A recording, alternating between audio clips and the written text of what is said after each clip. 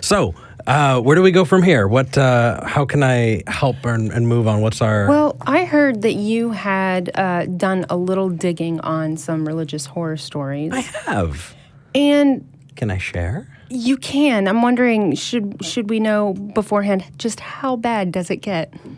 It gets trigger warning bad. So Okay. Trigger warning for people who have experienced rape, incest, abuse, and those kinds of things. It's not pretty, but it's real. It's true. So I suppose this would be a good time then to introduce everyone to, there was a Facebook poll, and we have our new trigger warning mascot, which is Pickles, what was it? Pickles the Cuddle Pug is Cuddle Pug. Officially our interim emotional support mascot. Yes. Interim? Yeah, because Pickles is currently leading in the polls. However, Pickles can be unseated if you all out there want to add your own personal pet pictures to the poll and see who Where's may Pickles? get. Oh, There's God. Pickles. Hey. There's Pickles. It's so ugly. Why? Why would you do this?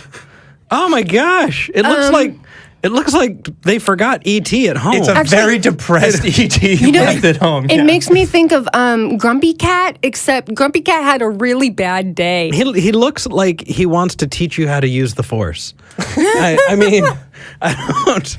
I mean, that's fine. That's fine. I'm not here to. Okay, I'm totally shaming you. There is no try. That is an ugly dog. I think Pickles is like really desperate for a hug, which is kind of the idea we're expressing. Yeah, That's true. I mean, So the idea is when you see Pickles come up again, you will know that the triggering topics have ended and you can resume watching. And I do just want to mention again that right there on our Facebook page, if you check us out, there is a poll where we are accepting submissions and looking for our permanent long-term emotional support animals. So please help us vote on our mascot. Term, midterm-ish, yeah. I'm gonna flood you with pictures of miniature pigs in little boots. Absolutely. do. That is going to happen. Can any of them be wearing a Halloween costume? All of the miniature pigs. See, Send your pictures of miniature pigs to sex@atheist-community.org. See, my only concern is that you're going to split the pig vote if you get too many pictures of pigs in little boots. And Is that a problem? I've see, look at that. This is much better. I could than horror channel stories. Jamie We and say can- a political note about having too many. Nope. I mean, isn't that what ends up happening is we all get excited to vote for the candidate that we adore, but then once the primaries are over and we finally get to the polls, it's just a bunch of pigs in suits that we have to choose between? Nope, too No much? comment. Okay, all right. Okay. Don't mind me. Pickles came up, and that means we are on to triggering topics. Eric, take us away with the really depressing shit. Jesse Clark, you're right. It does look like a deranged Jawa. I'll say it. I'm not afraid. It's an ugly dog. So, thank you. Thank you for bringing me up a bit before I have to share this. Yes.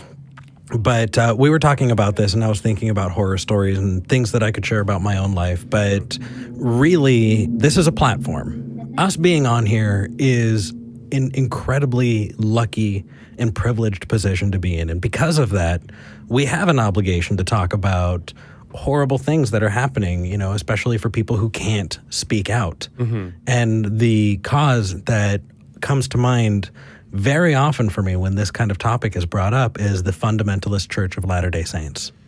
Mm-hmm. Also called the FLDS. It is a splinter group off of the Latter-day Saints, which is the Mormon church, that believe in something called polygamy. Polygamy is a practice of one husband and multiple wives. And The opposite of what it should be, but continue. there are... Sorry, now I had to kind of absorb that. Anyway, so there are a ton of different groups, and there's some amazing books written by people who've escaped FLDS compounds, right? Most famous is Warren Jeffs, right? And Warren Jeffs is currently in prison right now And why would they follow somebody who's in prison? In prison for what? Oh, in prison for rape and incest of his own children, and just heinous stuff. If you're interested in reading about it, I do suggest read Under the Banner of Heaven. Is a really, really good intro to FLDS causes and what kind of goes on. It's a good in-depth look. And that's a book? That is a book, Under the Banner of Heaven. There are several others, but what has stood out to me in these stories are a few very, very key things. One of those things is bleeding the beast as a practice. And bleeding the beast is what they call having lots of children to try and get government money because you're wanting to take money from the government because there's this big anti-government stance. Right, naturally. Right? Yeah. So government shouldn't be giving out handouts and taking all of our money, but since they are giving out telling handouts, us what we to should do. Take as much even as more possible. as we can. Yeah. Right. And there have been reports of women who hope that their children are born with Down syndrome, because and this is in the book. Is they're more docile and you get more money every month. Also the level of incest that happens is so intense that there's so many stillborn children. I mean, it is very, very common to see a lot of these. For the inbreeding? Yeah. And it's horrifying. We take a look at how sex impacts, or how religion impacts sex. And we talk about in our daily lives, there are this sense of ownership in a relationship, which is kind of weird when you think about it, and there's this sense of of being with someone forever, and how that might impact you, 20 years down the road if you're not happy. There's this idea that society's going to push you to stay together. And we've got all of these different things we battle with, but we have to pay attention and realize that shit like this is going on, right? And you should do something. It's not just about talking about our own sexual hangups. It's about getting out there and trying to help people who are trapped, right? Finding children who are raped from the ages, I think like age 6, I saw, and it just goes on. Is it too early for me to rage quit today? Right? No, it gets worse. It gets worse. Yeah, it really does. And we're talking about, yes, that bigger picture stuff you mentioned of everybody's different hang-ups and the different things that we all struggle through. But you're right. There is a not small percentage of the population that is not just struggling with some hang-ups or some emotional difficulties, but is being really held hostage in these different ways. Absolutely. And I mean, this is for people, this is mostly young girls, right? If there are too many boys, the story is a boy turns 18 and he gets a bus ticket to Los Angeles with pamphlets on where to find the nearest homeless shelter. Have fun. And that's for the boys who make it to 18. Poofers is a term that they use for young boys that just fucking disappear. They just dis-a-fucking-peer. That's it. Vanish out of nowhere. Just gone. How many lost kids are there because they were all right, now this is, I know it's gross, but they're competition for their relatives. Yeah. For their siblings. I mean, this sounds like the type of conversation that we would be having about a Pride of Lions. This is not evolved, sophisticated cultured human beings. This sounds like something from a nature documentary where we would kind of go like, man, alligators eat their babies. That's crazy. Yeah. It's absolutely devastating to picture human faces. But at least alligators don't fuck their babies first. And I don't just want to pick on Mormons, right? The FLDS is not the only fundamentalist group who does this, right? Anywhere you find these fundamentalist offshoots, these branches, you're bound to find this kind of bullshit. And it's not just the big religions either. You know, this kind of stuff gets brought up when you look at cult activity and you see, you know, young girls being married off to men 3, 4, 5 times their age. Mm-hmm. Well, yeah, zooming out, I'm sorry to interrupt. Go I just want to make sure that we spend a little bit of time on kind of the main story for tonight, which is zooming out from these like fundamentalist offshoots of major religions. Potentially the biggest organized religion on the planet, certainly the most powerful politically, is the Catholic Church. And we're still seeing constantly a stream after years and years since, Spotlight did the original expose in Boston, these gigantic controversies coming out of the Catholic Church. We're having that conversation now. We're having that conversation now in still. October of 2018. Mm-hmm. I want to also put a spotlight on the idea that, no pun intended to the the movie, but the idea that you can't just say, oh, that's this one denomination or that it's this one subgroup of, crazies who went off and did this. No, it's the entire fucking culture that is created by the religious doctrines. Just because you may not agree with this, you may not think it's right, and you may say, well, that's not in my church, that's not in my house. Fuck you, because yes, it is. The whole culture is all about just turning a blind eye. And I don't care if you are in a mainstream, Lutheran church, or if you're in the Catholic Church, or if you're in the Protestant, whatever. It happens everywhere. And just because you don't want to see it doesn't mean it doesn't happen.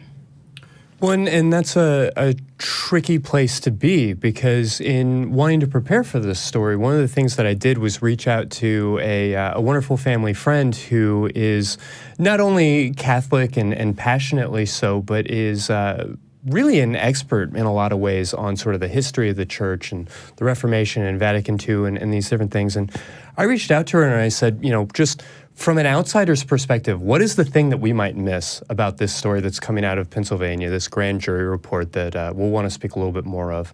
And the thing that she really impressed upon me is that this isn't simply the case of a person who was sanctioned by the church abused another person, or a person got away with it because of their role in the church. What she really highlighted is the fact that this is literally somebody that we call father. Mm-hmm. Right? Yeah. When we're talking about a priest.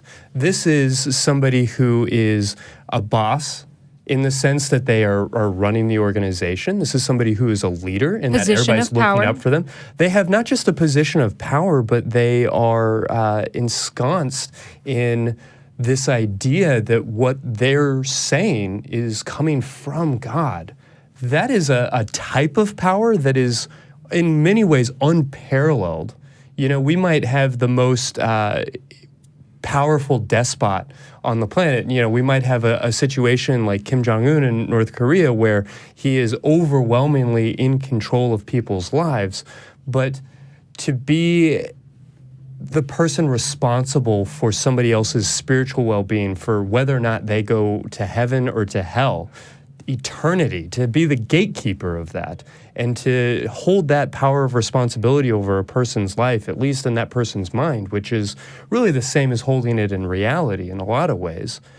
To have that person abuse you, to have that person silence you, to have that person take advantage of that power is devastating. To take away your will. Absolutely. Autonomy.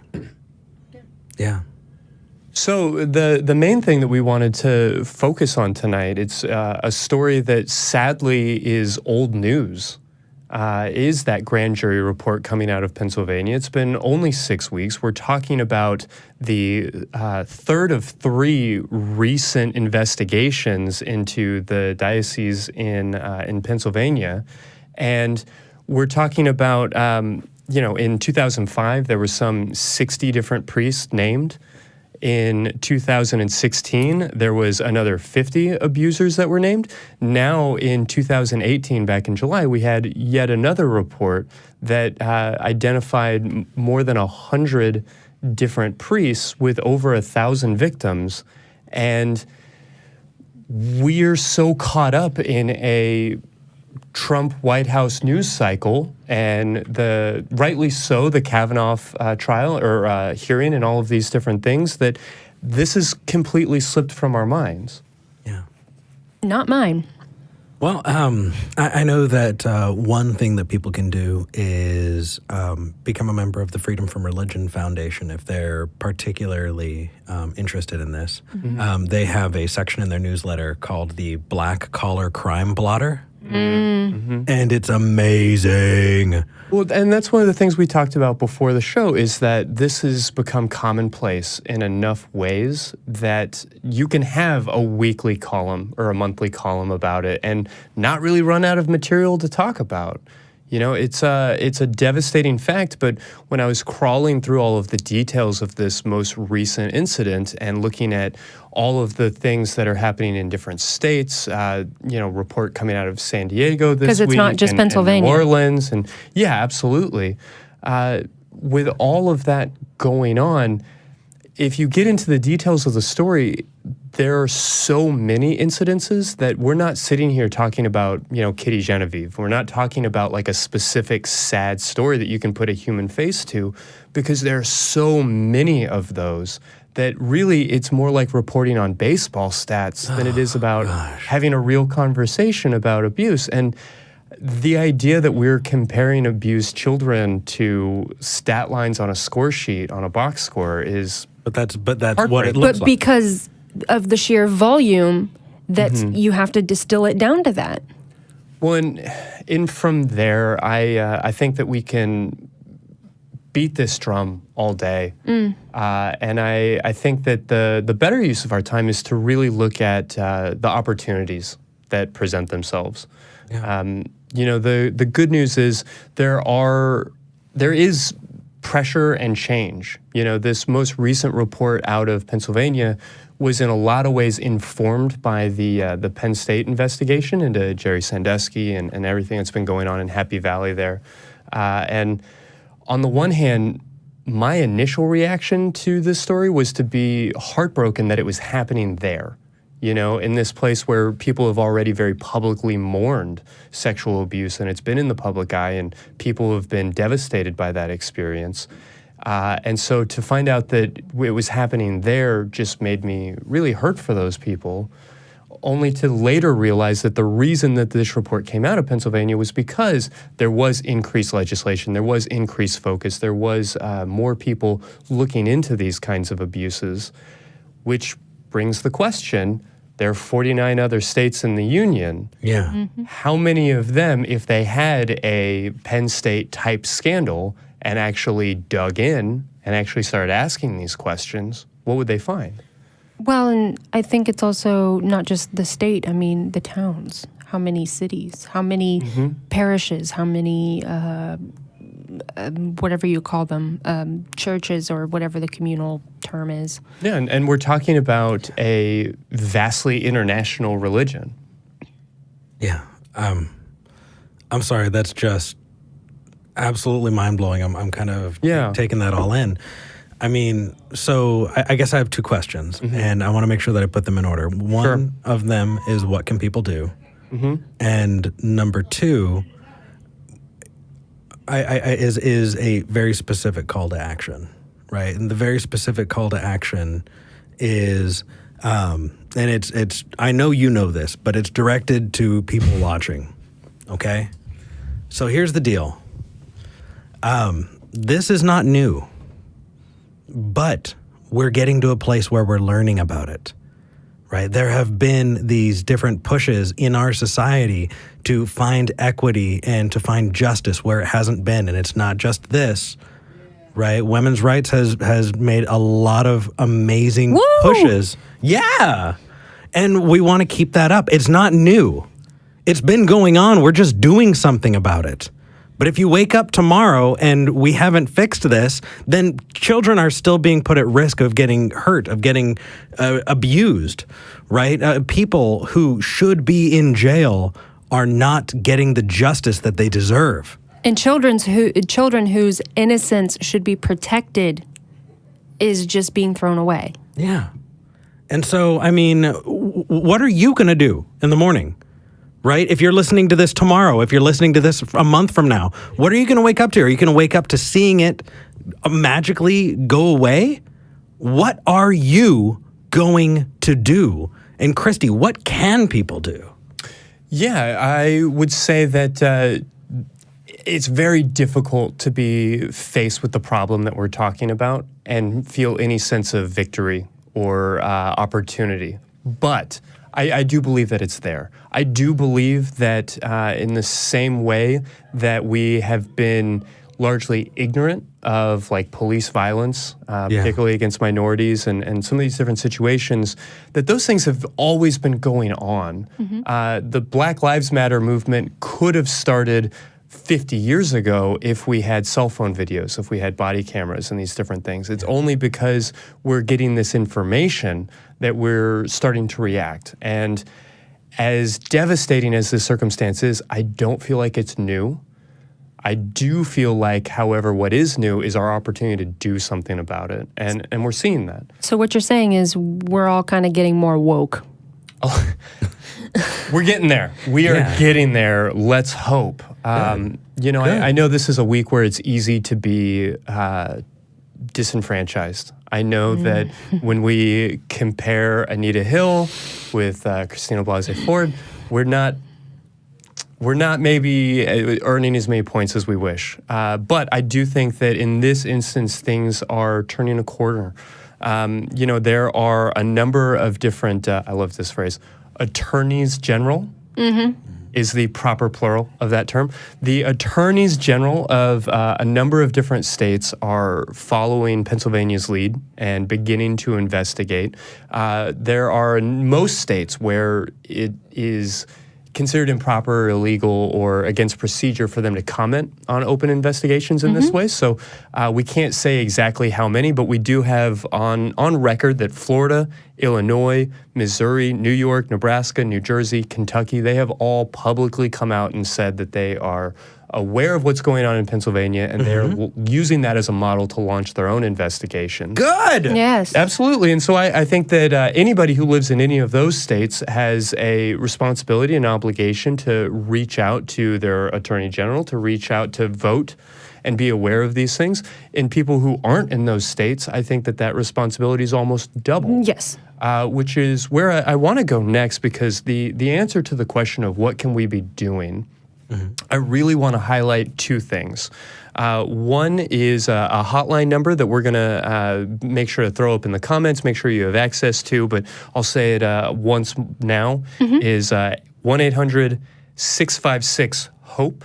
It's 1-800-656-HOPE is a opportunity to report any form of sexual abuse towards children. That's a national hotline that each individual state is going to have their own children and family services and these different organizations. I would encourage everybody who is even suspicious of abuse towards a child to reach out to one of these types of hotlines and to report that abuse, because that will trigger an investigation. You calling a hotline is not going to land your family priest in jail. What it will do is trigger an investigation into whether or not that daycare worker, that uncle, that priest needs to be in jail. And that's a conversation that we need to be comfortable with having. If there's a suspicion, if you see something, say something. Yeah. And that's one way to start and to do that. And I just had a question related to that number. Sure. Is, like you said, if you see something, say something. Is it also a good number to call for people who know something is happening but don't have an idea of who the perpetrator might be? That's definitely the case. We're talking again about triggering an investigation, not necessarily about Pointing solving fingers. a crime. Yeah, absolutely. Yep. If there is a concern, I mean, we're talking about sexual abuse of children here. This is not a gray issue. This is not a conservative, progressive, theist or atheist type of question. It's literally fucking children. Predators It really is. Yeah, I mean, we should be ridding our society of people who want to predate on our children. Yeah, I absolutely agree. That's there's no debate about that. How could you not agree with that? Yeah, that's one of those things that shouldn't really be separating people. Yeah. So the other thing that I wanted to highlight. There's good people on both sides. No. No. No. So the other thing I wanted to highlight is the SNAP network, the survivors network of those abused by priests. They are a not-for-profit organization that is international, and they have a great website, snapnetwork.org, that really answers your question better than I ever could in terms of, okay, this is your state, this is your opportunity, this is who your attorney general is, this is how to contact them, this is your senator, your representative, this is what you can be doing. This is an opportunity for you to donate towards providing therapy and support for these different people. This is your opportunity to make political change. And that particular organization, I thought, did the best job of anybody out there of providing resources specifically to people who have been affected by this type of abuse. That's wonderful. That is really wonderful. What's the organization called again? Yeah, this is SNAP, the Survivors Network of those abused by priests. They have different chapters all over the world, including here in Austin. And we actually have Carol on the line from the SNAP of Austin. Why am I in this seat? Carol needs to be in this seat. Yes, that's awesome. But before we get to Carol, I hope I'm not stepping on your feet here. No, not at all. We have 5 open lines. This is a time for us to talk and for people to share. It's not always going to be happy, sunshine, and rainbows. Sometimes we need to address things that are serious and that need to be talked about. And we want you to call in. 512-686-0279. Carol is kindly waiting on the line, but we have 5 open lines. So share it, get it out, call in. We'd love to hear from you. And the serious topics are just as important as the fun ones, if not more so. Yeah, plus the serious topics do come with cuddly pugs. So Hey, that's right. We try to put at least a spoonful of sugar with it. So does that mean that Pickle the cuddle pug comes back? Do you have more to say on the Catholic Church? You know, I mean, I do. I Don't do. we all? But no, I think that the more important question, because we can all sit here and jerk Not off with our debate. anger. Right? Yeah, not debate and just agree at how awful everything has always been, always, forever. And then Megan will rage quit, and then you'll just be left with, these two and Pickle the pug. You don't. I mean, I would watch that show. I'm going to be real honest with you. If you and I had a sitcom and it was like 2 guys, a pug, and a pizza place, And occasionally, I would watch the occasionally shit a out of chick it. walks out in anger. Like a canned laugh track. Yeah. Can I have like kids I've adopted and I'm just trying to take care of them, and then you come in and no, I like this. I You like left this. the Let's build cap on off the this. toothpaste again, Eric. I'd watch that show. I'm down. Okay. I'm down. Let's do this. Before we do that, though, I apparently need to people think I need to fill out a FetLife profile. Like I don't have Like one. they keep saying. You don't know my username. Hey-o. Anyway, the people want to know. And I think I'm pushing off of the topic. Let's get Hey, back. who could blame you for wanting a little levity? Yeah. It's been pretty serious.